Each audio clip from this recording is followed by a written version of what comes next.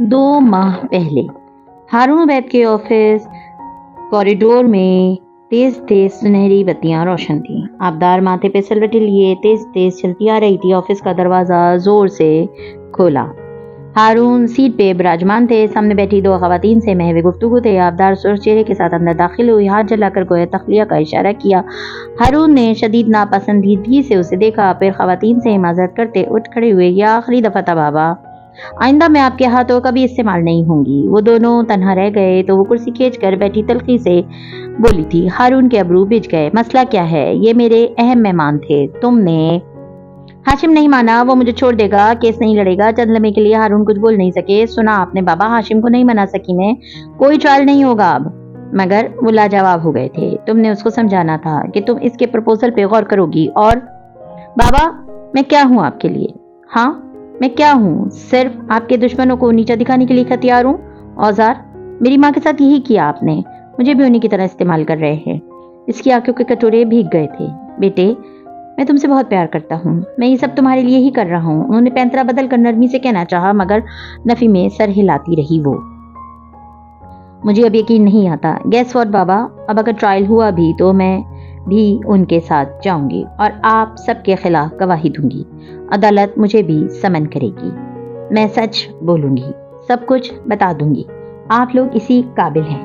یہ سب ٹرائل کے لیے کر رہے تھے نا آپ؟ تو میں تمہارے لیے کر رہا تھا بچے۔ تم چاہتی تھی کہ میں اس کی بیوی اسے چھوڑ دے تو اس نے اسے چھوڑ بھی دیا۔ تم نے میرا کام نہیں کیا، مگر میں نے تمہارا کام کر دیا۔ وہ اس کو ٹھنڈا کرتے ہوئے کہہ رہے تھے، ساتھ میں جھک کر دراز بھی کھول رہے تھے۔ ابھی کے آنسو پلکوں پہ ہی ٹھہر گئے، آنکھوں میں بے یقینی در آئی۔ بابا، اس کا سانس رک گیا۔ کیا کیا ہے آپ نے؟ میں نے منع کیا تھا آپ کو، آپ ان لوگوں کو کوئی نقصان نہیں دیں گے، وہ اچھے لوگ ہیں۔ اس نے اپنی مرضی سے یہ مجھے دی ہے، میں نے اسے مجبور نہیں کیا تھا۔ سادگی سے کہتے ہوئے انہوں نے ایک ڈبی اس کے سامنے رکھی۔ آبدار نے تحیر سے انہیں دیکھا۔ میں نے آپ کو اس کے بارے میں اس لیے تو نہیں بتایا تھا کہ یہ اب تمہاری ہے، جیسے بھی اسے استعمال کرو۔ آج کوئی کاغذ سا اس کے ہاتھ سے ٹکرایا تو وہ گہرے خیال سے چونکی، پھر ادھر ادھر دیکھا۔ وہ کمرے عدالت میں بیٹھی تھی اور ساتھ بیٹھی حنین اس کی طرف ایک کاغذ بڑھائے ہوئے تھی۔ آبدار کی نظریں فارس کی طرف اٹھیں، وہ سامنے دیکھ رہا تھا۔ حنین اپنی گود میں دیکھ رہی تھی۔ آبی نے کاغذ تھاما، اس پہ تحریر تھا، آپ کا دل بیمار ہے، میں جانتی ہوں، میں اس سب سے گزر چکی ہوں۔ میرے پاس ایک ایسی کتاب ہے جس میں اس مرض کی دوا ہے، اگر آپ نے اپنا علاج نہیں کیا بہت نقصان اٹھائیں گی۔ ساتھ میں قلم بھی تھا۔ آبدار کے چہرے پہ تلخ مسکراہٹ ابھری۔ اس نے سرت سے قلم تھاما اور لکھا، نہ میں بیمار ہوں، نہ مجھے کسی علاج کی ضرورت ہے۔ جس کیفیت کا میں شکار ہوں وہ دنیا کی سب سے خوبصورت جذبہ ہے، میں کیوں نکلوں اس سے، میں اسی میں خوش ہوں۔ حنین نے جب کاغذ واپس تھاما تو وہ تحریر پڑھ کر اس کا دل اندر ڈوب گیا۔ اس نے کیسے سمجھ لیا کہ ہر بیمار علاج کا سن کر شفایاب ہونا دوڑا چلا آئے گا وہ شخص۔ عشق تو وہ مرض ہے جس کے مریض کو یہ معاشرہ، اس کا میڈیا، اس کا لٹریچر میٹھی نیندیں سلا کر برسوں تھپکتے رہتے ہیں، کیونکہ جو چیز رواج میں آ جائیں ان کا غلط ہونا، ذہنوں سے نکل جانا۔ اس نے کیسے سوچ لیا کہ ہر مریض عشق اپنی بیماری سے واقف بھی ہوتا ہے؟ کیا اسے بھول گیا تھا کہ ایسے مریضوں کے پاس ہر وقت خود کو دینے کے لیے ڈھیروں من گڑت دلیلیں اور بہانے ہوتے ہیں؟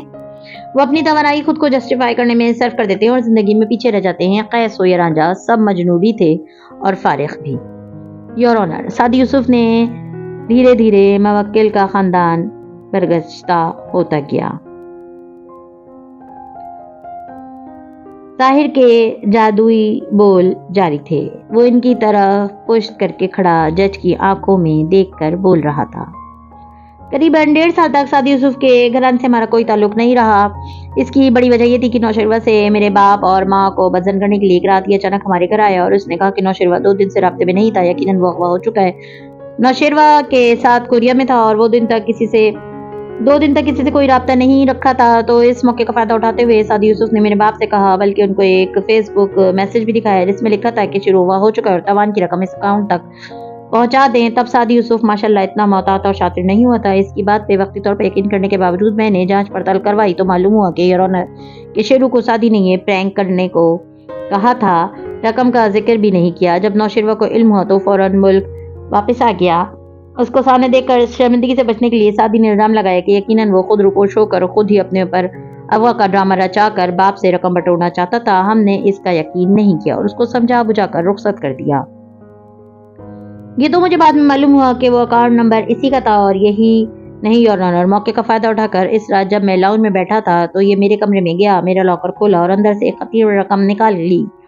میرے لاکر کا کوڈ میری ڈیٹ آف برتھ ہے، اس کے لیے گیس کرنا آسان تھا۔ اس واقعے کے بعد میرا دل اس سے بہت برا ہوا۔ میں نے اس سے ترک تعلق کر لیا۔ جب کاردار سے کچھ نہ ملا تو یہ میری سابقہ بیوی شہرین کاردار کے پاس گیا اور اسے مختلف جیلوں ہیلوں بہانوں سے بلیک میل کرتا رہا اور رقم بٹورتا رہا۔ کیا میں تالیاں بجاؤں؟ زمر پیچھے سے اونچا بڑبڑائی تھی۔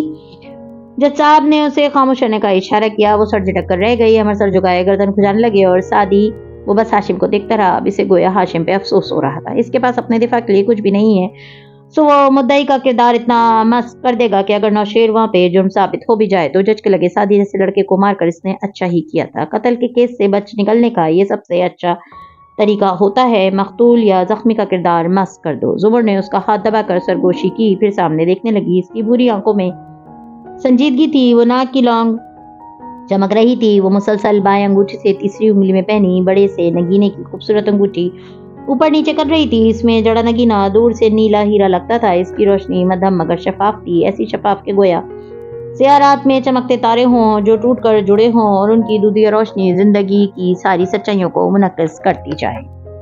2 ماہ پہلے اس صبح فوڈلی ایور آفٹر کی بلائی منزل کی دیوار گیر کھڑکیوں میں سے تیز روشنی اندر آ رہی تھی۔ زمر اداسی سے بیٹھی گھنگریلی لٹ انگلی پہ لپیٹتی شیشوں کے پار سڑک کو دیکھ رہی تھی۔ فائل سامنے بکھری تھی، وہ ان سے لا تعلق لگتی تھی۔ یکایک وہ چوک کر سیدھی ہوئی۔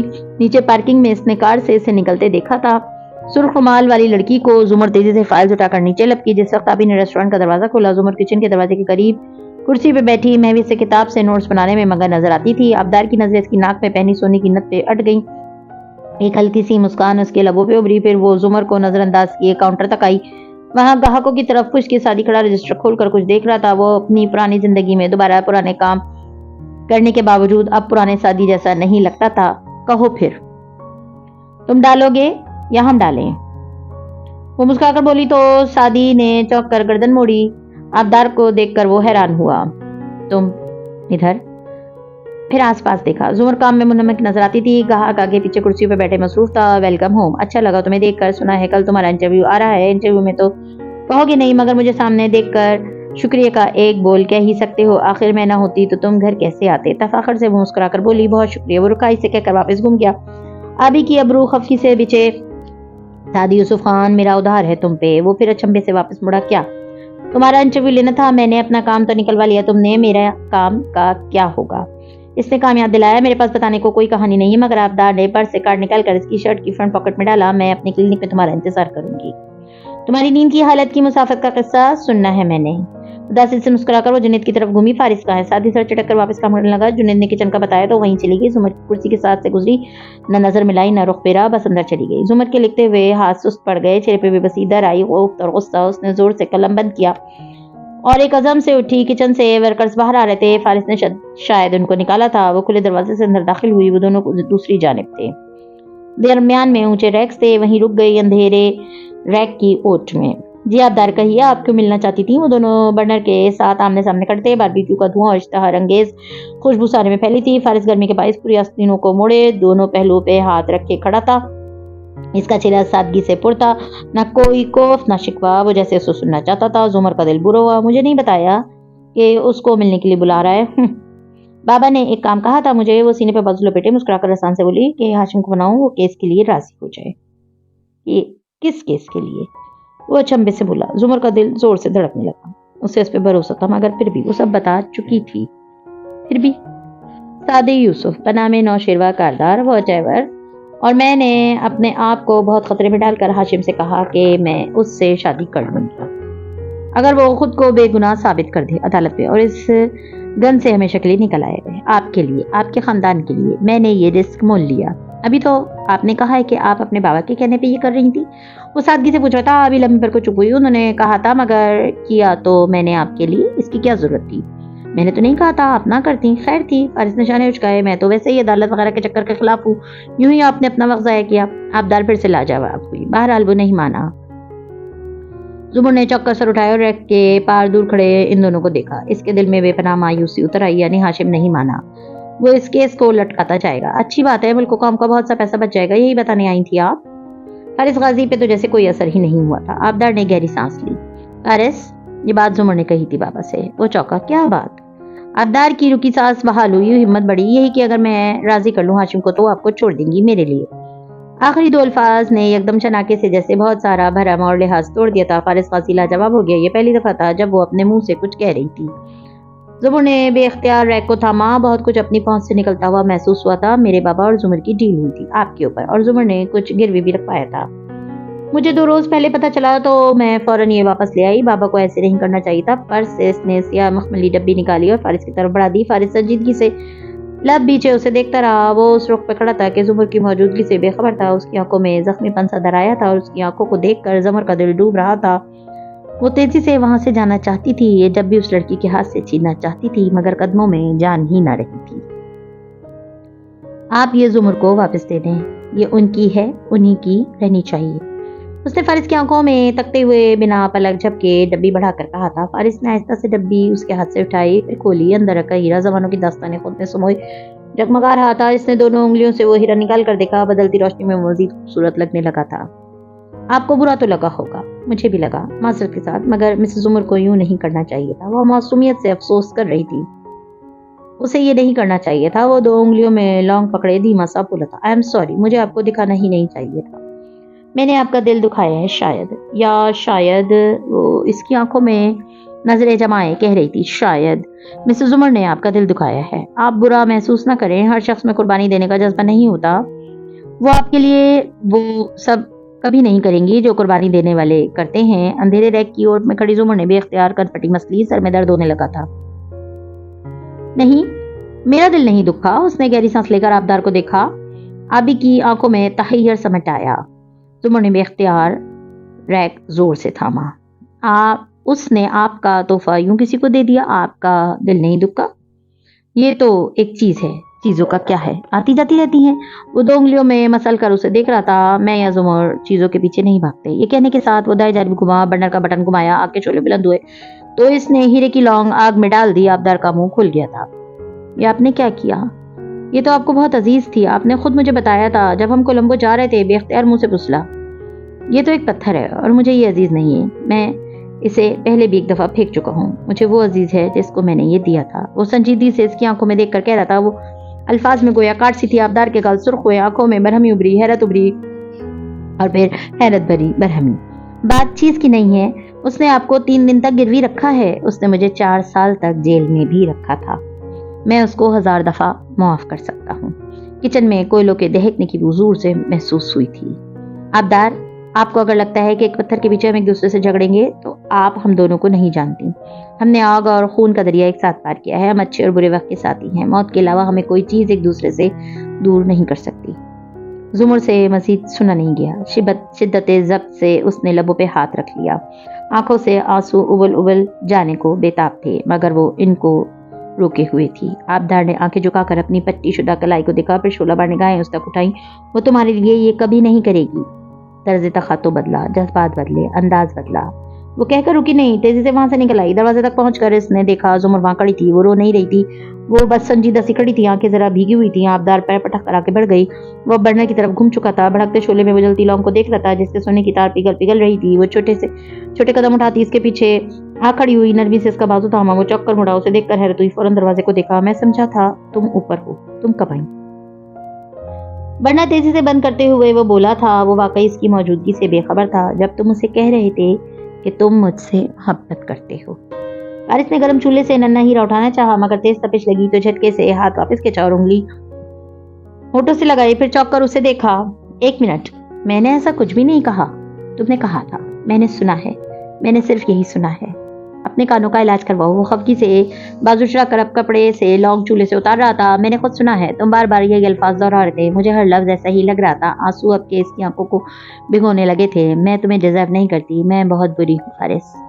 میرا بھی یہ خیال ہے. وہ ابھی تک خفا تھا. وہ روتے روتے ہنس دی. پھر ہتھیلی کی پشت سے آنسو پوچھے.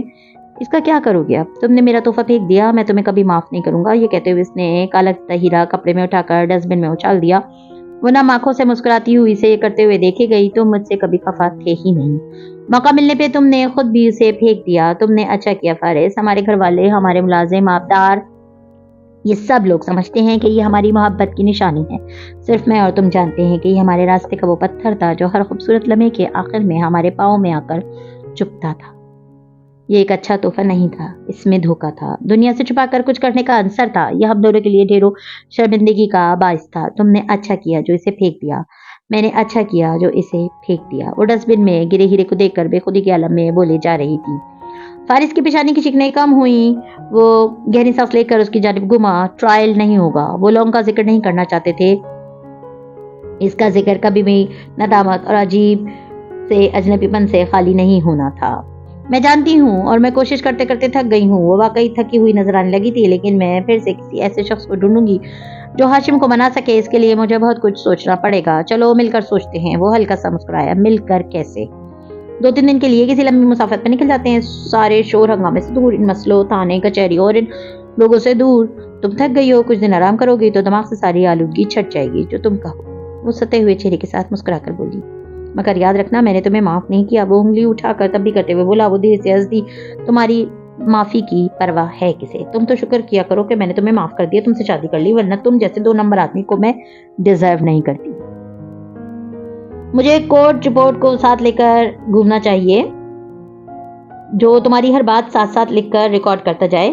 تم وکیلوں کا کیا بھروسہ؟ جب چاہو مکر جاتے ہو. جل کر بولا تھا. وہ جواب میں چمک کر کچھ کہہ رہی تھی مگر آوازیں مدھم ہو رہی تھی. گویا دور کسی کے کنویں سے آ رہی ہوں. ڈسٹ بن میں گری لونگ کا ہیرا کالا کے باوجود مدھم سا چمکا رہا. آج 21 مئی سے چند دن پیچھے آئیں یور آنر. ہاشم کی آواز نے اسے عالم تنوین، گہری سوچ، اپنے احساس سے نکالا تھا. وہ چونک کر اس کی طرف متوجہ ہوئی. کمرے عدالت میں سب کے سامنے کھڑا ہاشم پورے اعتماد سے جج کو بتا رہا تھا. یور آنر، سونیا کاردار کی سالگرہ کے موقع پہ سعدی یوسف کو کاردار خاندان نے مدعو نہیں کیا تھا. ہمارے تعلقات اب پہلے جیسے نہیں رہے تھے. لیکن جب کورٹ میں مجھے مسز زمر ملی، زمر نے ماتھے پہ ہاتھ لے جا کر اس کی سچائی کو سلام کیا تو ان کی درخواست پہ میں نے سعدی یوسف اور زمر یوسف کے لیے کارڈ بھجوا دیے. ہم نے سوچا یور آنر کہ شاید اب یہ نوجوان توبہ طائب کر چکا ہوگا، مگر یہ ہماری خام خیالی تھی. این پارٹی کے وقت جب میں باہر مہمانوں میں تھا، سعدی یوسف میرے کمرے میں گیا اور میرا لاکر کھولنا چاہا. پاسورڈ بدل چکا تھا. وہ اسے تو نہ کھول سکا مگر میری دراز میں رکھا میری بیٹی کا نیکلیس جو اسے میری ماں نے سالگرہ کے تحفے پہ دیا تھا، جو اس نے میرے دراز میں ڈال دیا تھا. بچوں کی لاپرواہی سعدی یوسف نے وہ نکال لیا اور یور آنر اس کے میرے کمرے میں سے چوروں کی طرح نکلنے کی پوری فوٹیج موجود ہے ہمارے پاس.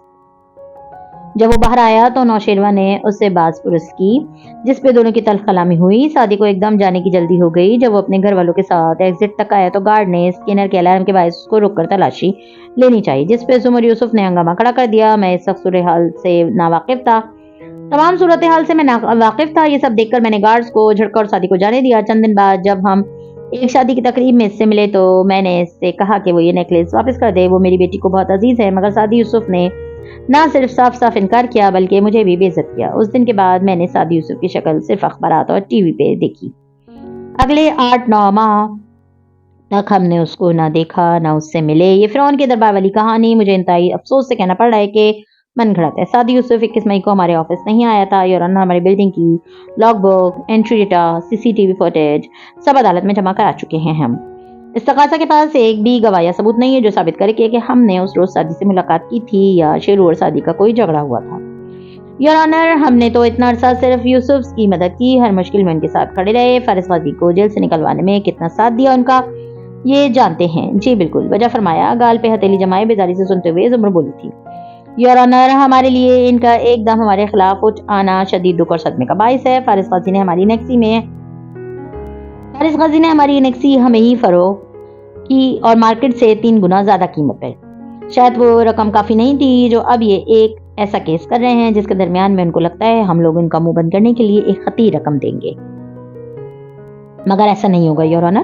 नौशेरा कारदार एक मासूम और बेगुनाह लड़का है। इसकी इज्जत, इसकी नेकनामी, इसकी क्रेडिबिलिटी, हर शय को इस इल्जाम ने ठेस पहुंचाई है। मेरी मौजूदा अदालत से इस्तदा है कि नौशेरा कारदार को न सिर्फ बाइज्जत बरी किया जाए बल्कि सादी यूसुफ की मुल्क दुश्मनगीर सरगर्मियों का भी नोटिस लिया जाए। ये 8 माह कहाँ था और कौन से जराइम पे पर्दा डालने के लिए इल्जामात हमारे सर थोप रहा है, इन सब की तहकीकात होनी चाहिए और ये काम जल्द से जल्द होना चाहिए, क्योंकि मेरा खानदान, मेरे दोस्त, मेरा कारोबार, हमारी साख, हमारे रिश्ते, हर चीज और हर शख्स को इस बेबुनियाद इल्जाम ने शदीद धचका लगाया है। हमें हमारे अमीर होने की बरसों की मेहनत के बाद हिलाले रिस्क से ये एम्पायर खड़ी करने की, अपना पेट काट कर खून पसीना इस कंपनी के लिए लगाकर इस मुकाम तक पहुंचाने की सजा दी जा रही है। योर ऑनर, मैं मौजूद अदालत से दरख्वास्त करूंगा कि वो तमाम गवाहों और सबूतों को अच्छी तरह परख कर इंसाफ के एन तकाजे पूरे करके फैसला सुनाए और अदालत जो भी सुनाएगी हमें वो कबूल होगा। Thank you your honour. Sir को हम देकर वो वापस अपनी कुर्सी तक आया था। जवाहरात मुतमईन सी मुस्कुरा रही थी और जुमर, सादी, हुनैन, हाशिम को भूखे शेरों वाली नजरों से घूर रहे थे। ऐसे में सिर्फ नौशेरवा था जिसकी आंखें गुलाबी पड़ रही थी और वो नुक्ते पे पुतलियां साकित किए बिना पलक झपके बेहिसो हरकत बैठा था। जज साहब कुछ कह रहे थे मगर नौशेरवा का दिमाग उसकी निगाहों की तरह एक ही नुक्ते पे आकर जम गया था, गोया बर्फ का कोई तोदा हो जिसकी तह दर तह बर्फ में यादें और किस्से सख्त होकर अमर हो गए हों। ठंडे यख 2 माह पहले बर्फ की मोटी मोटी डलियां मशरूब के गिलास की सतह पे तैर रही थी जब बारटेंडर ने काउंटर पे 2 गिलास उसकी जानिब धकेला था। ऊंचे स्टूल पे बैठे शेरू ने उसे अपनी तरफ किया और अंदर जरा सा स्ट्रॉ हिलाया था, साथ ही मोबाइल चेक कर रहा था। तुम्हारी एंकल स्ट्रैप कहाँ है शेरू? दो नौजवान वहीं करीब में खड़े हुए थे। एक ने ऊंची आवाज कसी थी, दूसरा हंसा। अमेरिका में इस तरह अगर किसी को जमानत पे रिहा किया जाए और हाउस अरेस्ट कर दिया जाए तो इसके टखने पे एक पट्टा बांधा जाता है जो इसकी पोजीशन को मॉनिटर करता रहता है। नौशेरवा ने चेहरा उठाकर तंदही से उन दोनों को देखा। तुम्हारे बाप को जब नैब वाले पकड़ कर ले गए थे तो मेरी स्ट्रैप उद्धार में साथ ले गए थे। दूसरा नौजवान फिर से हंसा था मगर पहले वाले ने सिर्फ अबरू उचकाए थे। मैं तो मजाक कर रहा था, ये जेल जाना, अदालत से गुजरना, ये तो शान की बातें होती हैं। आगे बढ़कर इसने शेरू का कंधा जोर से थप्पा। नौशेरवा ने कंधा झटका और मोबाइल की स्क्रीन की तरफ मुतवज्जो हो गया। और फिर ये तभी था जब सारे में एक शनासा सी आवाज गूंजने लगी, किसी जौने ख्वाब किसी कैफियत। मैंने सर उठाया। किसी ने लाउंज की दीवार पे लगी वो पूरे इंसान की साइज की एलईडी की आवाज तेज कर दी थी। मध्यम बत्तियों के बायस सारे में नीम अंधेरा सा था और स्क्रीन किसी सिनेमा का माहौल पेश कर रही थी। नौशेरवा की निगाहें वहां जाकर ठहरी तो वापस पलटना भूल गईं। मरूफ एंकर के सामने सोफे पे पीछे को होकर बैठा वो वीरान मगर संजीदा चेहरे वाला लड़का ठहरे हुए मगर मजबूत लहजे में कथा बयान कर रहा था। मैं इसे वहां इस ज़ेरे तामीर घर में देखकर हैरान हुआ था। और फिर इसने आपको गोली मारी। आगे को होकर बैठा एंकर तासुफ हमदर्दी से पूछ रहा था। सिल्वर ग्रे ड्रेस शर्ट में मलबूस, शादी के बाल जरा बड़े हो गए थे, घुंघराले बाल अब नजर आने लगे थे। उनको जेल लगाकर उसने पीछे को जमा रखा था। बुरी आंखों में ये सुनते ही गहरा दर्द आ बसा। आहिस्ता से इस बात में सर हिलाया। कोनी सोफे के हत्थे पे जमाए वो दोनों हाथों की उंगलियां बाहम मसल रहा था। मैंने उसे कहा कि वो ये ना करे। नहीं, मैंने उसकी मिन्नत नहीं की, मगर मैंने कहा कि वो अपने भाई जैसा नहीं है। नीम रोशन लाउंज में लड़के लड़कियां गिलास छोड़कर सुनने लगे थे। मौसीकी बंद हो गई थी। प्लेटों में चलते चम्मच कांटे रुक गए थे। दम साध कर गोया उसे सुना जा रहा था जो बड़ी स्क्रीन पे ये इतना बड़ा सा लग रहा था, खुद जिंदगी से भी बड़ा। मैंने उसे कहा कि मैं जानता हूँ वो ये नहीं करना चाहता, मैं जानता हूँ वो अंदर से एक अच्छा इंसान है। और फिर मैंने वही कहा जो हाबिल ने काबिल से कहा, अगर तुम मुझे कत्ल करना चाहो तब भी मैं तुम पे हाथ नहीं उठाऊंगा, क्योंकि वो मेरा मुसलमान भाई था। मुझे आखिरी लम्हे तक यकीन न था कि मुझ पे गोली चला सकता है। वो हाय था, नशे में था, इसके हाथों में लर्जिश थी। मुझे उस पे तरस आ रहा था मगर मुझे यकीन था कि वो मेरे ऊपर गोली नहीं चलाएगा। मैंने उसकी जान बचाई थी। मुझे लगा वो कभी नहीं भूल सकेगा कि वो ड्रग्स की ज्यादती के बाइस मर रहा था, तो मैं इसे अस्पताल लेकर गया था। मुझे लगा वो याद रखेगा कि कभी हम दोस्त थे, मगर नौशेरवा कारदार ने कुछ याद नहीं रखा। मैं इन आखिरी लम्हों में भी इसे शेरू कहकर पुकार रहा था। और फिर उसने मुझे 3 गोलियां मार दी और कहा कि मेरा नाम नौशेरवा है। शो के सेट पे चल लम्हे की खामोशी छा गई, गोया सांसें तक रुक गई हों। गोली खाने के बाद क्या हुआ? आई नो ये आपके लिए तकलीफदेह है, मगर मैं चाहता हूँ कि मुल्क भर में बल्कि दुनिया भर में जहाँ जहाँ भी BN न्यूज की नशरियात जारी की जा रही हैं, सुनी जा रही हैं और लोग आपको देख रहे हैं, उनको मालूम होना चाहिए कि हकीकत क्या है। सादी ने एक गहरी सांस ली। मुझे 3 गोलियां मारी उसने, पेट में, कंधे में, टांग में। मैं नीचे गिर गया। زمین پہ. مجھے لگا اب وہ بھاگ جائے گا، مگر وہ نہیں بھاگا. میں اب تک بے یقین تھا، شوق میں تھا. پھر وہ میری طرف آیا. شاید مجھے لگا کہ اب یہ مجھے اٹھائے گا. وہ میرا دوست تھا، وہ میرا بہت اچھا دوست رہا تھا، مگر اس نے مجھے بوٹ سے ٹھوکر ماری. وہ میرے منہ پر رک کر سانس لیا. وہ میرے منہ پہ جوتے سے ٹھوکریں مارتا رہا، ساتھ میں وہ مجھے گالیاں بھی دے رہا تھا. وہ کہہ رہا تھا کہ میری وجہ سے وہ ہمیشہ آؤٹ شائن ہو جاتا ہے، میرے سامنے وہ بحث نہیں لگ سکتا. وہ مجھے مارتا گیا بری طرح. گولی سے زیادہ تکلیف دہ وہ ٹھوکریں تھیں، وہ بوٹ کی ٹھوکریں جو میرے منہ پہ آ لگی تھیں. اسکرین پہ اب زخمی سعد یوسف کی پولیس فوٹوز دکھائی جا رہی تھی. زخم چہرہ، زخمی جسم، بند آنکھیں، رشتہ خون. لوگ کہتے ہیں روحانی اذیت زیادہ ہوتی ہے، مگر میں آپ کو بتاؤں جسمانی اذیت زیادہ برا حال کرتی ہے. اس لیے تو قیامت کے بعد برے لوگوں کے لیے جہنم کا وعدہ ہے. جسمانی اذیتوں کی جگہ یہ نہیں وعدہ کیا گیا کہ مشرکوں کو ڈپریشن ہوگا یا ان کے دل ٹوٹ جائیں گے، ان کو تن ستانے سے اداس کیا جائے گا، بلکہ جسمانی عذاب کی وعید سنائی گئی. وہ تکلیف، وہ اذیت، وہ بہت زیادہ تھی. وہ اس لمحے میرے منہ سے ایک ہی بات نکلی تھی، اللہ حساب لے گا. اینکر اب بریک پہ جا رہا تھا. کوئی ٹرانس سا ٹوٹا تھا. گردنیں مڑی، نگاہیں اٹھی. سب نوشیروہ کو دیکھ رہے تھے. کوئی سمجھ نہیں پا رہا تھا، کچھ نہیں بول رہا تھا، بس نظر اس پہ گاڑ دی تھی. وہ ملامتی، وہ اندر تک اتر جانے والی غسیلی نظریں، وہ نفرت انگیز نظریں. وہ وہاں موجود ہر شخص مدھم زد بتیوں میں صاف نظر آتے اسٹول پہ بیٹھے شیرو کو دیکھ رہے تھے. نوشیروہ چیخ چلا کر بہت کچھ کہنا چاہتا تھا، مگر الفاظ دم توڑ گئے تھے. وہ دھیرے سے اٹھا، والیٹ اور چابیاں اٹھائیں، فون جیب میں ڈالا. سب اسے گھور رہے تھے.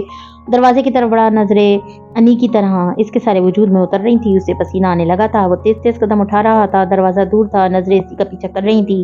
اس کا تنفس تیز بے ترتیب ہو رہا تھا. نفرت، ملامت، غصہ، وہ سارے جذبات آگ کی لپیٹوں کی طرح اس کا پیچھا کر رہے تھے. گویا یہ لپیٹیں اس کو کھا جائیں گی. بدقت وہ باہر نکل پایا تھا، مگر اس ساری تپش نے کاؤنٹر پہ رکھے گلاس میں تیرتی برف کی ڈلیوں کو پگھلا دیا تھا. برف کی جمی پرتیں پانی بنتی جا رہی تھیں. آج استغاثہ اگلی پیشی پہ گواہوں کو پیش کرے گا. تمام کاغذات عدالت میں جمع کرا کے جج صاحب کی سخت خدری آواز نے نوشیروہ کو چونکا دیا تھا. وہ ایک دم بے اختیار گردن موڑ کر استغاثہ کی کرسی کی طرف دیکھنے لگا. وہاں سعدی اسی طرح اداس سا بیٹھا تھا. زمر اب اٹھ کر جج صاحب کے ڈیسک تک جا کھڑی ہوئی تھی. ہاشم ہاتھ میں کاغذ پکڑے کچھ کہہ رہا تھا اور امیر فائل سے کاغذ نکال کر اسے تما رہا تھا، مگر شیرو کی نظریں اس کی اداس چہرے پہ جم سی گئیں. سعدی وہاں نہیں تھا. اس کا گہرا خیال اسے یہاں سے دور کسی جنگل بیاباں سے گزار کر، برف کے سمندر اور سنہری ریت کے محل عبور کروا کر، نیلی جھیل اور سفید چٹیوں کے اوپر سے اڑا کر، اونچی آبشاروں کی سطح پہ تہرا کر، اس کا خیال اس کو وقت میں پیچھے لے جا رہا تھا. 2 ماہ پہلے مورچال کی دیواروں سے چمٹی سبز بیلیں اداس اور ویران لگتی تھیں. زمر اپنے کمرے میں کھڑی تھی. بیڈ پہ سفری بیگ کھلا تھا اور وہ اس میں کپڑے تہہ کر کے ڈالے جا رہی تھی. انداز سے شدید اکتائی ہوئی لگتی تھی. دفعتاً سر کو اٹھا کر کونے میں کھڑے خفا اور برہم سعدی کو دیکھا. میں نے یہ تمہارے لیے نہیں کیا، 10ویں دفعہ بتا رہی ہوں. آپ نے ایسا سوچا بھی کیسے؟ وہ ذرا بے بس پریشانی میں قریب آیا. اگر آپ ٹرائل کے لیے فارس فارم کو چھوڑ دیں گی تو کیا میں یوں خوش رہوں گا؟ میں ان ٹپیکل عورتوں میں سے نہیں ہوں جو ہر دوسرے دن کسی ٹی وی ڈرامے میں شوہر کو قربانی کر رہی ہوتی ہیں. میں تو صرف سر جھٹکا اور بیگ کی زپ بند کی. میں صرف ایک کوشش کری تھی، مگر بہرحال اب کوئی ٹرائل نہیں ہوگا. کیس فائلوں میں دب جائے گا، اس لیے میں کچھ دن کے لیے یہاں سے جا رہی ہوں. پلیز مجھے مت روکنا. وہ خفگی سے اسے دیکھتا رہا. آپ جا رہی ہیں اور چاہتی ہیں کہ میں آپ کو نہ روکوں؟ پھر گہری سانس لی. آپ نے سوچا بھی کیسے کہ میں آپ کو روکوں گا؟ کب سے لگنے لگا میں آپ کو اتنا خود غرض؟ کیا میں آپ کو سکون سے چند دن نہیں گزارنے دوں گا؟ نہیں چاہیے مجھے ایسا ٹرائل جس کے لیے مجھے آپ دونوں کی قربانی دینی پڑے. زمر کے لبوں پہ اداس مسکراہٹ بگڑی. مگر مجھے تو چاہیے تھی نا. خیر، جب میں واپس آؤں گی تو ہم مل کر کچھ حل نکالیں گے. اور پھر کوئی کیس نہیں لڑ رہے ہم. کم از کم آپ کے واپس آنے تک میں اس موضوع پہ کوئی بات نہیں کرنا چاہتا. اوکے. زمر نے ہاتھ اٹھا کر اسے تسلی دی. اب میں پیکنگ کر لوں؟ اور یہ آبدار صاحبہ کب سے آپ کو تنگ کر رہی ہیں؟ اس کو میں کل فکس کرتا ہوں. شدید غصے میں تھا. زمر ایک دم ہنس پڑی. ہنسی کیوں؟ تم تو ایسے کہہ رہے ہو جیسے کوئی گنڈا بدماش مجھے بس اسٹاپ پہ روز تنگ کرتا ہو. ارے یار، وہ ایک اچھی لڑکی ہے اور وہ اس کو تمہارے 2 نمبر ماموں اچھے لگتے ہیں. ظاہر ہے کوئی ہمت بڑھائی ہوگی ان صاحب نے جو بات یہاں تک پہنچی. نہ چاہتے ہوئے بھی آخر میں لہجہ ذرا جل سا گیا. سعدی کے ماتھے کے بل ڈھیلے پڑے. ذرا سا مسکرائے. ایک وقت تھا وہ آپ کو زہر لگتے تھے. شہد اب بھی نہیں لگتا، زہر ہی ہے. سر جھٹک کر وہ پرس میں چیزیں ڈالنے لگی. پھر اس کی نگاہوں کو ارتکاز کو محسوس کر کے چہرہ اٹھایا. مسکرا کر اسے دیکھ رہا تھا. کیا؟ کچھ نہیں. ہنس کر سر جھٹکا. آپ آرام سے جائیں. اب ہم کسی ٹرائل کا نہیں سوچیں گے. زمر سے چند لمحے دیکھتی گئی جیسے کنفیوز ہو. پھر امید بندی. تم سچ کہہ رہے ہو نا؟ میرا مطلب ہے تم ٹھیک ہی ہو نا؟ اب ہو گیا ہوں ٹھیک. آپ کو خوش دیکھ کر ٹھیک ہوں میں. और वो जो बातें ग्रुप पे आप मेरे लिए लिखती हैं ना, उनको पढ़कर मजीद ठीक हो गया हूँ। फिक्र न करें और आराम से जाएं। वो मुस्कुरा रहा था और तसल्ली भी दे रहा था। जुमर का दिल जैसे हल्का सा हो गया। वो सुकून से पैकिंग करने लगी। फिर बाहर से इस्त्री वाले कपड़े उठाने आई तो कमरे के सामने लाउंज के सोफे पे होना बैठी थी। यकीनन वो खुले दरवाजे के बाहर इन सबको देख और सुन चुकी थी। घर में इस वक्त और कोई नहीं था। सब सारा खाला की तरफ गए थे। नुसरत के बहुत गिले थे उन लोगों से। उसको जज मत करें। जुमर को स्त्री स्टैंड से तयशुदा कपड़े उठाते देखकर वो बेखुदी के आलम में बोली थी। जुमर ने चौंक कर उसे देखा। वो बीमार है, आबदार, उसको जज मत करें। जुमर ने जवाब में कुछ नहीं कहा, बस कपड़े उठाती रही। दोनों के बीच शादी के आने के बाद से डराने वाला तनाव एकदम ज्यादा महसूस होने लगा था। पुरनैन शिकस्तगी से बोली, सॉरी, मुझे ये नहीं कहना चाहिए था। मेरा मुकाम ऐसा नहीं है कि मैं आपको गलत या सही बता सकूं। जुमर एक झटके से उसकी तरफ घूमी, पैर ऊपर करके बैठी। उस उदास लड़की को संजीदगी से देखा। तुम शादी की जगह नहीं ले सकती हुनैन। तुम शादी कभी नहीं बन सकती। जो मेरे लिए शादी है वो तुम नहीं हो सकती कभी भी। हुनैन टुक टुक उसका चेहरा देखने लगी। दिल इतना जोर के टूटा था कि उसे अपने कानों में किरचियां बिखरने की आवाज भी सुनाई दी थी। चंद लम्हे खामोशी छाई रही। हर शख्स का अपना मुकाम होता है। तुम शादी नहीं बन सकती, ना तुम उसकी तरह हो। तुम हुनैन हो और जो तुम मेरे लिए हो वो शादी मेरे लिए नहीं बन सकता। इसी तरह फारिस, शादी या दुनिया में कोई भी शख्स हो, इससे मैं कितनी ही मोहब्बत करूं या मुझसे कितनी ही मोहब्बत करे, वो मेरे लिए हुनैन नहीं बन सकता। हुनैन की जगह कोई नहीं ले सकता। खूनी रिश्तों में मवाजना और मुकाबला नहीं करते, कर ही नहीं सकते। हर शख्स की अपनी जगह होती है, तुम्हारी भी है, और इसी जगह कोई भी नहीं भर सकता। आंसू हुनैन की आंखों में चमकने लगे। लब हल्की सी मुस्कुराहट में डले। और ऐसे ही तुम्हारी जिंदगी में कोई जुमर की जगह नहीं ले सकता। जिसके जाने के बाद तुम खिड़की पे खड़ी होकर उसके वापस आने का इंतजार करो, जिसकी भूली हुई चाबी और ग्लासेस लौटाने के लिए तुम इसके बीच रास्ते से मुड़ने का इंतजार करो। जब तुम जुमर का मुकाबला शादी से नहीं कर सकती तो मैं भी हुनैन का मुकाबला शादी से नहीं कर सकती। हुनैन ने इस्पात में सर हिलाया। आंखों पे छाई गर्द को जुमर ने पानी डालकर जैसे धोया था। जुमर कपड़े लेकर आगे बढ़ गई और वो एक खुशगवार एहसास में घिरी बैठी रह गई। एक मोहब्बत कोई तो क्या हुआ, बहुत सी मिल भी तो गई। शादी आहिस्ता से उसके साथ आकर बैठा तो हुना चौकी। उसकी मुस्कुराहट गायब थी और चेहरे पे वीरानी थी। हमने ट्रायल लड़ना है हुना, मुझे बताओ कैसे। हुनैन के दिल को धक्का से लगा तो वो सब जो अभी कहा, ये मेरी जंग है, मुझे लड़नी है, उनको परेशान नहीं करना चाहता। सॉरी, मगर मैं टीम फारिस हूँ और मेरा ख्याल है कि आपको बिल्कुल भी इंसाफ नहीं मिलेगा। ये सब बेकार है भाई। वो उल्टा उसे समझाने लगी थी। शादी बिना तासुर लिए उसे देखे गया। आज अपने आले में तनवीन से वो निकला तो खुद को अदालती कमरे में पाया। फिर सर झटक कर वो उठा और जाने वालों के साथ बाहर निकल गया। उसकी कुर्सी वहीं पड़ी रही। दीवार पे लगी घड़ी की सुइयां अपनी मुसाफत तय करती रही। रोशनी, अंधेरा, रोशनी, बारिश, आंधी, फिर अंधेरा, फिर रोशनी। खिड़की से बाहर आसमान के सारे बदलते अक्स इस कुर्सी पे पड़ते रहे, यहाँ तक कि वो वापस आकर उस पे बैठा। आज सियाह कुर्ते और सफेद शलवार में मलबूस था। यूं लगता था गोया बिलखुसूस तैयार हुआ हो। ताज़ा शेव, ताज़ा कलमों से तराशे बाल, नया कुर्ता शलवार, पैरों में पेशावरी चप्पल। वो गोया तैयार था गवाही देने के लिए। नजर उठाकर अतराफ में देखा तो सब अपने मामूल की कुर्सियों पे आ बैठे थे। हलचल और आवाजों के बीच वो भी देख सकता था। नौशेरवा चुपचाप हाशिम के पहलू में बैठा था। इसका चेहरा वीरान और आंखें रज जगह के बाइस सुर्ख थी। वो बिल्कुल लाताल्लुक सा सामने देख रहा था, किसी गैर मोराई नुक्ते को। शायद इसकी नजरों में बहुत से नुक्ते थे, सफेद नुक्ते, टीवी स्क्रीन के सफेद शो की तरह। 2 माह पहले इसने चैनल बदला तो स्क्रीन पे सफेद दाने से आ रहे थे, व्हाइट नॉइज। हाशिम ने बेतासुर चेहरे के साथ अगला चैनल लगा लिया। वो इस वक्त आधी आस्तीन की शर्ट और ट्राउजर में बैठा, बाजू सोफे की पुष्ट पे फैलाए हुए और पाँव मेज पे रखे हुए था। ये इसके आराम का वक्त था। बेडरूम की बत्तियां भी मध्यम थी। ऐसे में दरवाजा दस्तक के बाद खुला तो इसने चौका देखा। चौकट में शेरू नजर आ रहा था। नीम रोशन माहौल में भी वो इसकी आंखों की सुर्खी देख सकता था। तुमने ड्रग्स ली हैं क्या? हाशिम बोला तो लहजा ना सख्त था ना नर्म, बस वो जानना चाहता था कि नौशेरवा खामोशी से अंदर आया और अपने पीछे दरवाजा बंद किया। लॉक की चौखट में घुसकर क्लिक होने की आवाज आई। शेरू हाथ पीछे दरवाजे पे रखे यूं ही खड़ा रहा। मैं इंटरव्यू नहीं दे सकता। हाशिम ने ना अबरू पीछे ना बरहमी का जाहिर किया, बस समझने वाले अंदाज में उसे देखे गया। मैं शादी की तरह इंटरव्यू नहीं दे सकता। आपने जो इंटरव्यू मेरे लिए रखा है उसको मनसूख कर दें। क्यों? इसने सादगी से पूछा। सियाह आंखें नौशेरवा की सुनहरी आंखों पे जमी थी। चंद पल सरके। जर्द रोशनियों का नीम अंधेरा, मध्यम सी टीवी की आवाज, खिड़की के बाहर बहती भीगी रात, सब खामोश थे। मुझसे वो स्क्रिप्ट नहीं बोला जाएगा भाई, लोग मुझसे नफरत करते हैं। वो फटी आवाज में कह रहा था। जब से इसका इंटरव्यू आया है मैं जिस जगह जाऊं लोग या तो मुझे बातें सुनाते हैं या नफरत से देखते हैं। बस किसी पार्टी में किसी टेबल पे बैठूं तो लोग वहां से उठ जाते हैं। मैं ना काबिले नफरत, काबिले हकारत बनकर रह गया हूं। इसकी आवाज भीगी हुई थी, लहजा टूटा हुआ था। इसने सारी जिंदगी मेरे साथ यही किया। مجھے ہمیشہ اندھیروں میں دھکیل کر ساری روشنی خود سمیٹنی چاہیے۔ وہ اب بھی میرے ساتھ یہی کر رہے ہیں۔ جو بوٹ میں نے اس کے منہ پہ مارے تھے وہ میرے ہر دوست اور عزیز پبلک کے ہر آدمی سے میرے منہ پہ لگوا رہا ہے۔ میں قید ہو کر رہ گیا ہوں۔ ملک سے باہر چلے جاؤ۔ اس سے کیا ہوگا؟ میرا سوشل سرکل تو وہی رہے گا نا۔ میں ایک دفعہ بھاگا تھا، اب نہیں بھاگوں گا۔ ایک قدم سے اس نے نفی میں سر ہلایا۔ میں انٹرویو نہیں دوں گا، کچھ نہیں بولوں گا، کیونکہ میرے پاس خاموش رہنے کا حق ہے۔ برڈن آف پروف الزام لگانے والے پہ ہوتا ہے، انہیں ثابت کرنے دیں۔ عدالت میں ان کے خلاف میرا دفاع کریں۔ بھائی مجھے بری کروا دو تاکہ میں فخر سے کہہ سکوں کہ میں بے گناہ تھا، تبھی مجھے بری کیا گیا ہے۔ ہاشم چند ثانیے خاموشی سے اسے دیکھتا رہا۔ شیرو کے چہرے سے واضح تھا کہ وہ بہت مشکل سے اس فیصلے پہ پہنچا ہے۔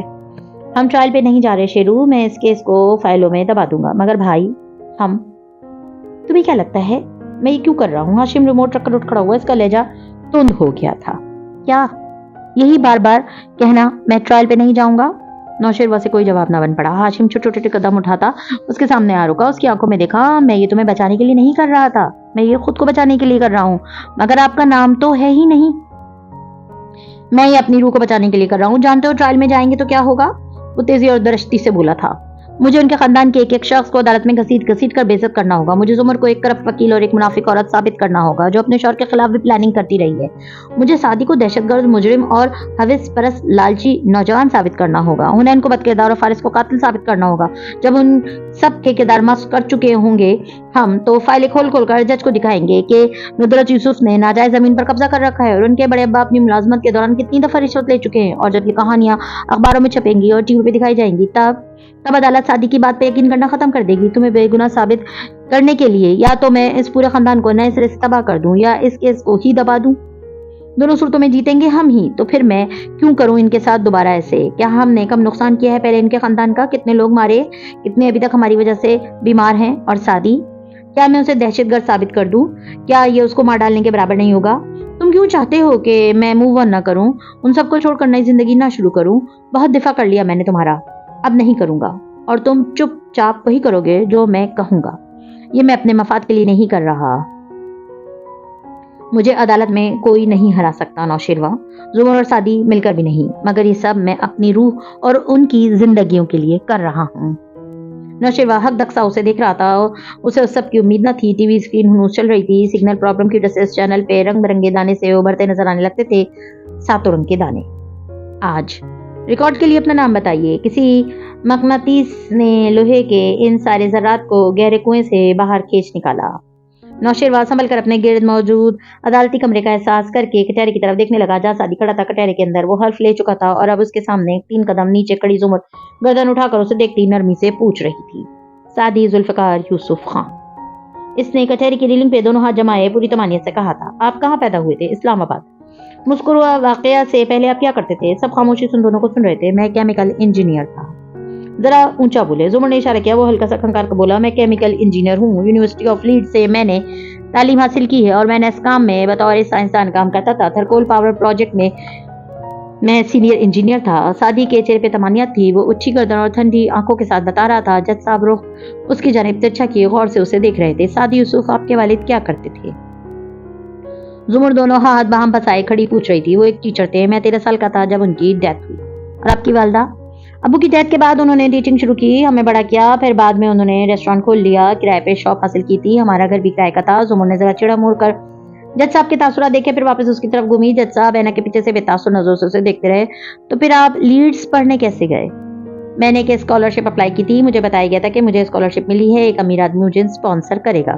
کیا واقعی ایسا ہی تھا؟ میں کئی برس تک سمجھتا رہا کہ ایسا ہی ہے، مگر بہت دیر سے مجھے معلوم ہوا کہ میری فیس زمر یوسف دیتی ہیں، اور میں نے آپ کو اس بات سے کیوں آگاہ نہیں کیا، کیونکہ میں آپ کو آپ کا واحد پلاٹ اپنے لیے بیچنے نہیں دیتا کبھی بھی۔ آپ نے مجھے بتائے بغیر اسے بیچا اور پھر میری فیس بھری، 5 سال تک بھری۔ وہ اداسی سے مسکرایا۔ زمر بھی ہلکا سا مسکرائی۔ ماحول میں ایک نرم سی خلوص بھری محبت کی خوشبو آنے لگی۔ تو پوئٹک۔ پیچھے کرسی پہ براجمان ہاشم نے اونچی آواز میں تبصرہ کیا۔ زمر اس کی طرف گھومی تھی کہ جج صاحب بولے، آپ کو کوئی اعتراض کرنا ہے کاردار صاحب؟ نہیں یور آنر، میں تو بحث اونچا سوچ رہا تھا۔ سادگی سے شانے اچکائے۔ اس خوشبو کا اثر ایک دم ٹوٹ سا گیا۔ زمر واپس گھومی، سلسلہ کلام وہیں سے جوڑا۔ تو جب بھی آپ یہ کہتے ہیں کہ آپ اسکالرشپ پہ گئے تھے، آپ اس اسکالرشپ کی حقیقت سے ناواقف ہوتے تھے؟ جی۔ اور جب آپ کو یہ معلوم ہوا تو آپ نے کبھی شو آف نہیں کیا؟ سعدی نے اس بات میں سر ہلایا۔ جہاں تک مجھے یاد ہے ایسا ہی ہے۔ نوشیروہ فوراً ہاشم کی طرف جھکا۔ جب میں اس کے ریسٹورینٹ گیا تھا اور ایک بچہ میری کار کے نیچے آتے آتے بچہ تھا، تب اس نے بھرے مجمع میں سامنے اسکالرشپ کی بات کی تھی. تب تو اسے پتا تھا یہ جھوٹ بول رہا ہے. وہ جھوٹ نہیں بولے گا، اسے یاد نہیں ہوگا. تو آبجیکٹ کرے نا. شیرو جھنجھلایا. ہاشم نے اسے گھورا. تاکہ ثابت ہو جائے کہ تم اس کے ریسٹورینٹ گئے تھے. چپ کر کے بیٹھو. شیرو کڑوا سا منہ بنا کر پیچھے کو ہو گیا. دوسری جانے والی کرسیوں پہ پیچھے بیٹھی آبدار تھی. آج اس کی قطار خالی تھی. حنین اگلی قطار میں تھی اور فارس نہیں تھا. آبدار گود میں رکھے سیل فون کی سیاہ اسکرین پہ بے خیالی میں انگلی پھیر رہی تھی. اس کا ذہن منتشر خیالات کی آماج کا بنا ہوا تھا. سیاہ اسکرین پہ نظریں ساکن کیے وہ اس میں جھلملاتا اپنا عکس دیکھنے لگی. 2 ماہ پہلے وہ اپنی کلینک کرسی پہ بیٹھی اور سامنے رکھے لیپ ٹاپ کی سیاہ بجھی ہوئی اسکرین میں اسے اپنا عکس نظر آ رہا تھا. وہ کسی گہری سوچ میں گم لگتی تھی. اس کے عین پیچھے دیوار کی کھڑکی سے سورج کی تیز روشنی کے علاوہ اوپر سے نیچے لٹکتی سبز بیلیں بھی دکھائی دے رہی تھیں. تبھی دروازہ دھیرے سے کھلا. آبدار نے نظریں اٹھائیں. ذرا سا مسکرائی. ایک متذب مگر سنجیدہ سا سادی چوکھٹ میں کھڑا تھا. ابھی اپنی جگہ سے نہیں اٹھی، بس سامنے والی کرسی کی طرف اشارہ کیا. کیا آپ اپنے مریضوں کو کاؤچ نہیں پیش کرتی؟ وہ سامنے والی کرسی پہ بیٹھتے ہوئے بولا تھا. آپ مریض نہیں ہیں، سبجیکٹ ہے میرے لیے. کچھ پئیں گے؟ انٹرکام پہ ہاتھ رکھے اس نے استفسار کیا. صرف بولوں گا. کہیے، میں سن رہی ہوں. سادی چند لمحے سر جھکائے اپنے ہاتھوں کو دیکھتا رہا. وہ ہلکی سی سفید سویٹر اور جینس میں ملبوس تھا. سویٹر کے اندر سے کالر بھی جھلک رہے تھے. چہرے سے سوگوار لگتا تھا. تمہیں دیکھ کر لگتا ہے جیسے سادی یوسف کا کوئی گھوسٹ بیٹھا ہے. تم وہ شخص نہیں رہے. آبدار کو افسوس ہوا. کبھی کبھی میں سوچتا ہوں کہ جو لڑکا میں تھا، اگر وہ لڑکا اب مجھے دیکھے تو کیا کہے گا، کیا سوچے گا. وہ ہلکا سا ہنسا. کھڑکی سے باہر لان میں ٹہلتے مور، درختوں پہ بیٹھے پرندے. یہی سوچے گا کہ تمہیں راہ راست پہ لانے کو کون سا لیکچر دیا جائے. وہ لڑکا ہر وقت دوسروں کو فکس کرنے والی باتیں سوچتا تھا. پھر شرارت سے مسکرا کر آگے ہوئی. کہیں مجھے بھی فکس کرنے تو نہیں آئے. سوچا یہی تھا، مگر تم میرے لیے میری بہن کی طرح ہو. اور اس نے کہا تھا کہ تمہیں جج نہ کیا جائے. سو میں یہاں تمہارا شکریہ کرنے آیا ہوں. مگر مجھے افسوس ہے، میرے پاس تمہیں بتانے کے لیے کوئی لمبا چوڑا NDE نہیں ہے. آبدار حیران ہوئی. مگر تم تو نیئر ڈیتھ سے نکل کر آئے ہو، ہے نا؟ یہ صرف میرے ڈاکٹر کا اندازہ تھا، ورنہ میں گہرے خواب سے نکل کر موت تک نہیں گیا تھا. میں پہلے کبھی نہیں بتا سکا، مگر میں اس لیول تک نہیں جا سکا. میں نے صرف ایک خواب دیکھا تھا. ہاں. وہ توجہ سے سن لگی. کیا خواب؟ یہ کرسی آرام دہ ہے، تم ٹیک لگا کر بیٹھ جاؤ. سادی نے ہلکی سی ٹیک لگا لی، مگر سے پیچھے نہیں لگایا. وہ کھڑکی سے باہر نظر آتے مور کو دیکھ رہا تھا. مور اپنے بھدے پیروں کے ساتھ دھیرے دھیرے چل رہا تھا. اس کے پنکھ دھنک کے ساتھ رنگ اپنے اندر سموئے اس کے وجود کے گرد پھیلے تھے. تم نے کیا دیکھا تھا؟ اسے آبدار کی آواز دور سے سنائی دے رہی تھی. نگاہوں کے سامنے بس وہ مور تھا، اس کے پیروں کے رنگ تھے. میں نے خواب دیکھا تھا جب میں چھوٹا تھا. تو ایک دفعہ ہم لوگ گئے تھے کسی پہاڑی وادی میں، نام یاد نہیں. وہاں ایک چشمے بیٹھے ہوئے زمر نے مجھے کہا تھا. مور دفعتاً ٹہلتے ٹہلتے رک گیا تھا، گویا غور سے کسی کو دیکھنے لگا ہو. سامنے سے مورنی چلتی آ رہی تھی. وہ سفید تھی، برائل مرغی جیسی سفید اور واجبی سی، بلکہ بدصورت سی. زمر نے کہا تھا کہ زندگی میں چاہے کچھ بھی ہو جائے وہ میری کیپر بنیں گی، میرا خیال رکھیں گی، میری حفاظت کریں گی. میری کوئی بھی مگر حفاظت نہیں کر سکا. تم غصہ ہو سب پہ؟ مورنی اب مور کے چکا کاٹ رہی تھی گول گول. میں دکھی ہوں. مجھے لگتا ہے جیسے یہ پھر سے دہرایا جائے گا اور تم اس دفعہ سروائیور نہیں کر پاؤ گے. وہ چوک بھی نہ سکا. اس کی توجہ موروں پہ تھی. مور کسی راجکمار کی طرح پر پھیلائے اکڑ کر کھڑا تھا اور مورنی اس کے گرد گھومے جا رہی تھی. ہاں، مجھے اندر سے یہی خوف لاحق ہے کہ میں پھر سے کسی ٹریجڈی کا شکار ہو جاؤں گا. کیا تم نے اس خوف کو اپنے اندر سے نکالنے کے لیے کچھ کیا ہے؟ کیا کروں؟ سوچو کوئی راستہ. وہ آواز گو کہ دور سے آ رہی تھی، مگر اس میں روب تھا. سرنگیزی تھی، ایسی مضبوطی کہ وہ اسے جھٹلا بھی نہیں سکتا تھا، جیسے اس کا حکم ماننے پر مجبور ہو. نظریں موروں پہ تھیں. مورنی اب مور کے قریب بیٹھ گئی تھی. کیسے نکالوں راستہ؟ صرف تم نکال سکتے ہو راستہ. مجھے انصاف چاہیے. ہم زندگی میں اکثر چیزوں کی تمنا کر کے سوچتے ہیں کہ جب مجھے یہ مل جائے گا تو میں بہت خوش ہو جاؤں گا. غلط. خوشی ہمارے اندر ہوتی ہے. اگر کچھ نہ ہو کر بھی ہم خوش نہیں ہیں تو کچھ پا کر بھی نہیں ہوں گے. اب سے ٹھیک ہونے کی مشق کرو تو ٹھیک ہو بھی جاؤ گے. کیا کروں؟ اس کا وجود مزید کمزور پڑ رہا تھا. آواز کمزور تھی. انصاف ڈھونڈو، مگر یہ بھی سوچو کہ اگر انصاف نہ ملا تو کیا تم سنبھل سکو گے؟ کہ دوبارہ اٹھ کر کھڑے ہو سکو گے؟ کیا ہو جاؤں گا؟ ہاں، ہو جاؤ گے. آواز میں یقین تھا، مضبوطی تھی، دھونس تھی. اس کا اثر دل تک ہو رہا تھا، اس کا اثر دماغ پہ بھی ہوتا تھا. کیا کرنا ہوگا مجھے انصاف کے لیے؟ جو کرنا ہے تمہیں ہی کرنا ہے، نہ میں کچھ کر سکتی ہوں، نہ بابا، نہ زمر، نہ فارس، سب نے اپنی اپنی کر کے دیکھ لی۔ مختلف لوگوں نے مختلف فرقوں سے ہاشم کو اس مقام تک لانا چاہا کہ وہ تمہارا مقابلہ کورٹ میں کرے، مگر کوئی کامیاب نہ ہو سکا۔ صرف تم ہی یہ کر سکتے ہو۔ مورب چپ چاپ اپنی مورنی کے قریب بیٹھ گیا، پروں کو سمیٹ لیا تھا۔ میں کچھ بھی نہیں کر سکتا، میں خود گنہگار ہوں۔ اس کی آواز کانپی۔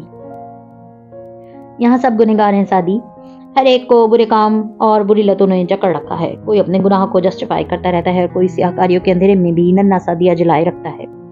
سبھی گنہگار ہیں، تم ہو تو کیا بڑی بات ہے؟ میں یہ کیسے کر سکتا ہوں جو کوئی نہ کر سکا؟ وہ میں کیسے کر سکتا ہوں؟ کیونکہ تم ہمیشہ وہی کرتے آئے ہو جو کوئی اور نہیں کر سکا۔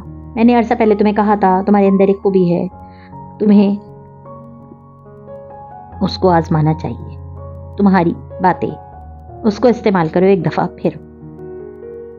مونو کے جوڑوں نے یکا کسی شے کو دیکھا، وہ دونوں آگے کو بھاگے، کھڑکی سے نظر آتے لان کے حصے سے وہ غائب ہو گئے۔ سادی نے چوک کر اسے دیکھا، دھیرے دھیرے اس کے شعلہ صاحب بیدار ہونے لگے تھے۔ اس نے آنکھیں مسلی، پھر ادھر ادھر دیکھا، وہ اسی طرح سادگی سے اسے دیکھ رہی تھی۔ کیا میں؟ وہ پوچھ بھی نہیں سکا، وہ حیران تھی، وہ چھمبے میں تھا، وہ حیران تھا۔ میں نے کچھ نہیں کیا تمہارے ساتھ، تم معمولی سے ہائپنوسس عالم تنوین میں تھے، جیسے کوئی کتاب پڑھتے ہوئے، کوئی فلم دیکھتے ہوئے ہم اس میں کھو جاتے ہیں۔ تم بھی گہرے خیال میں تھے۔ سادی چند ثانیوں سے دیکھتا رہا، پھر اٹھ کھڑا ہوا۔ میں چلتا ہوں، میری باتوں پہ غور کرنا، اس نے تاکید کی تھی۔ وہ ہلکا سا مسکرا کر سر ہلا رہا تھا۔ آج پہلی دفعہ آپ کا ہاشم کاردار سے تعارف کب ہوا؟ آبدار نے چہرہ اٹھا کر دیکھا، وہ کورٹ روم میں بیٹھی تھی اور دور سامنے کچہرے کے نیچے کھڑی زمر سوالات کر رہی تھی۔ وہ سنبھل کر سیدھی ہوئی۔ 8 سال پہلے جب وہ اپنے مرحوم والد کے ساتھ میرے گھر آئے تھے اپنے ولیمے کا کارڈ دینے، اسٹینڈ میں کھڑا سادی بتا رہا تھا، آپ کا ان کے بارے میں پہلا تاثر کیا تھا؟ یہی کہ وہ ایک بہت اچھا آدمی ہے۔ اور اب آپ کو کیا لگتا ہے کہ اب غلط تھے؟ آپ غلط تھے؟ Objection your owner. پیچھے بیٹھا ہاشم پکارا تھا، مسز زمر گواہ سے رائے مانگ رہی ہیں۔ گواہ سے گواہی یعنی فیکٹ مانگے جاتے ہیں، رائے نہیں۔ ہاشم نے 1-2 واجبی سے اعتراضات کے علاوہ کوئی اعتراض نہیں کیا تھا۔ سسٹینڈ۔ جب صاحب نے زمر کو اشارہ کیا، اس نے سر کو خم دیا۔ نوشیروہ کاردار سے آپ کی پہلی ملاقات کب ہوئی؟ چند دن بعد، جب میں ہاشم کاردار کے گھر گیا۔ ابھی آپ کو ان سے ملے چند دن ہی تو ہوئے تھے اور آپ ان کے گھر بھی چلے گئے۔ میں اس لیے گیا تھا کیونکہ وہاں میرے ماموں رہتے تھے۔ واپسی پہ میں ہاشم کی طرف چلا گیا اور پھر میں اسٹڈی میں بیٹھا تھا۔ جب میں نے کراہنے کی آواز سنی، دیکھا تو ساتھ والی کمرے کی بالکنی میں نوشیروہ گرا پڑا تھا۔ وہ ڈرگز کی اوور ڈوز کی وجہ سے قریب المرگ لگتا تھا۔ میں نے میری انجیو کو کارڈ نکلوانے کو کہا اور پھر ہم اسے ہاسپٹل لے گئے۔ بہرحال وہ جلد ٹھیک ہو گیا۔ آپ یہ کہہ رہے ہیں کہ آپ نے اس کی جان بچائی؟ میں کہہ نہیں رہا، سب گواہ ہیں اس کے۔ اوکے، زمر نے اس بات میں سر ہلایا۔ کچھ نکیوں سے وہ مسلسل جد کے تاثرات بھی دیکھ رہی تھی۔ وہ اب تھوڑی تلے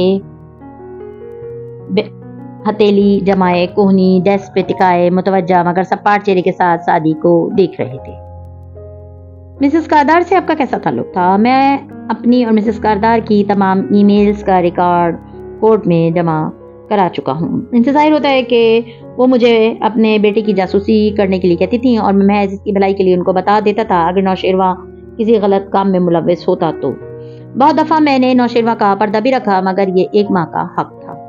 لیکن جب نوشیروہ کو آپ کے سامنے یونی میں مارا پیٹا گیا تو آپ نے اسے کیوں نہیں بچایا؟ میں نے اپنے انٹرویو میں بتایا تھا کہ میں نے اس لیے نہیں بچایا کیونکہ ہاشم کاردار نے مجھے منع کیا تھا، کیونکہ اس نے خود اپنے بھائی کو پٹوایا تھا تاکہ وہ اس کے دوست آبدار عبید کو تنگ نہ کرے۔ یہ جھوٹ بول رہا ہے۔ جواہرات بے یقینی سے ہاشم کے قریب ہوئی، تم نے اس کو نہیں بتایا تھا؟ کیا اس کو پتا تھا بھائی؟ شیرو ہلکا سا غرایا۔ ہاشم خود بھی چونکا تھا۔ نہیں، اس نے نفی میں سر ہلایا۔ یہ جھوٹ کیوں بول رہا ہے؟ وہ حیران تھا۔ سو آپ یہ کہہ رہے ہیں کہ ہاشم جس لڑکی کو پسند کرتا تھا نوشیروہ اس کو ہراساں کرنے لگا تھا تو ہاشم نے اپنے ہی بھائی کو پٹوایا؟ زمر کے لہجے میں بے یقینی تھی۔ ہاشم ابروئی کھٹی کیے آگے کو ہوا، وہ متحیر تھا۔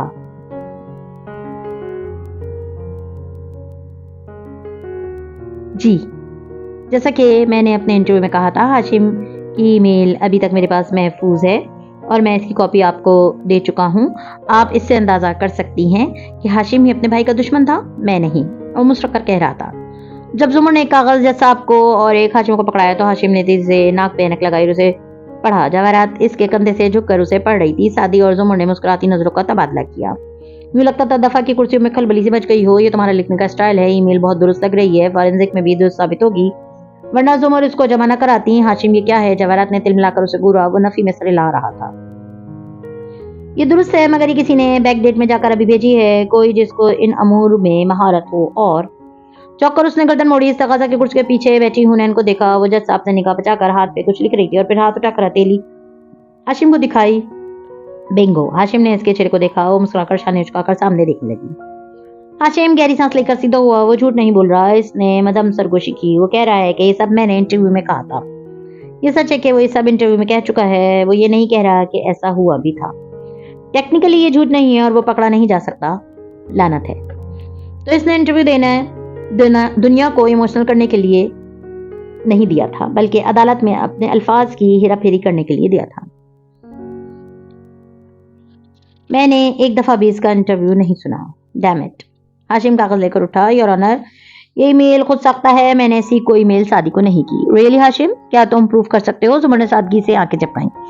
हाशिम गहरी सांस लेकर वापस बैठ गए। एक तेज नजर सादी पे डाली। इसने भी मुस्कुराकर कंधे उचका लिए। जुमर वापस सादी की तरफ घूमी।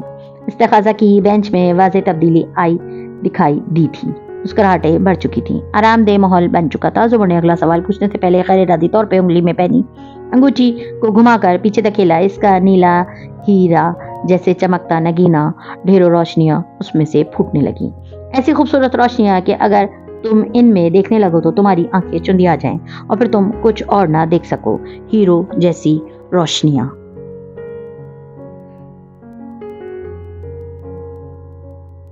मज़ीद वीडियोस देखने के लिए हमारे चैनल को सब्सक्राइब कीजिए।